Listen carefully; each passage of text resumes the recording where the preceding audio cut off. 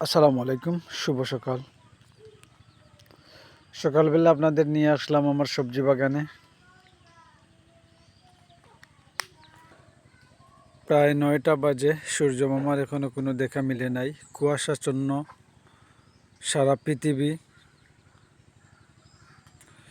আমাদের পুকুর,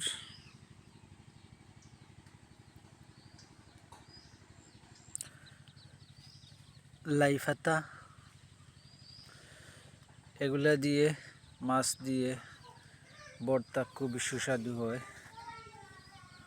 আর হচ্ছে গিয়ে লাল শাকের এই পাতাগুলা, ওই যে কি জানি একটা বিছা আছে, এই বিছাগুলা এই পাতাগুলা খেয়ে ফেলতেছে।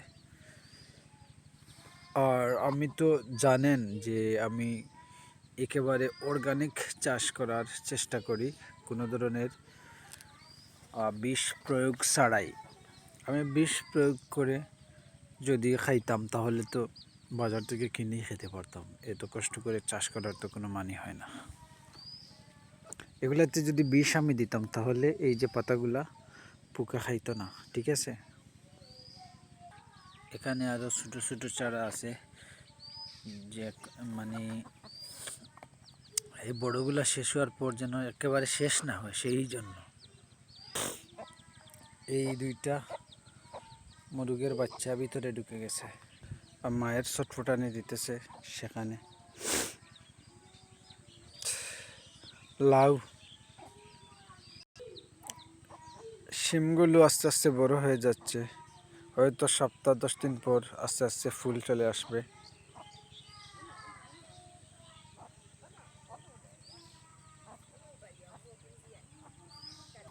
আর আমরা গ্রামে ওই যে আমরা কোনো ধরনের বিষ ছাড়াই আমরা চাষ করি, পোকা না খাওয়ার জন্য আমরা ওই যে সোলার সাইজ এগুলো ইউজ করে থাকি।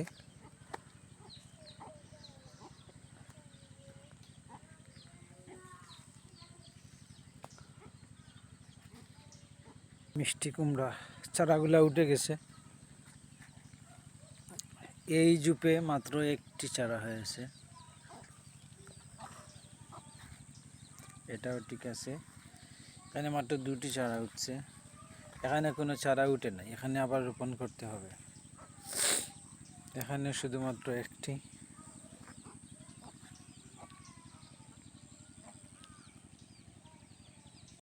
ছোট্ট একটি বড়ই গাছ অনেক বড়ই ধরতেছে।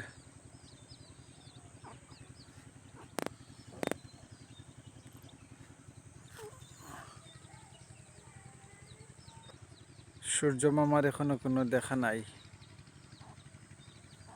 কুয়াশায় পৃথিবী ডেকে গেছে মনে হচ্ছে।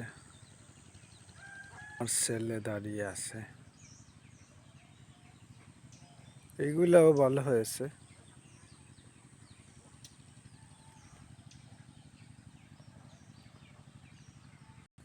এখানে ছোট ছোট এখনো লাল শাক প্লাস লাই পাতা,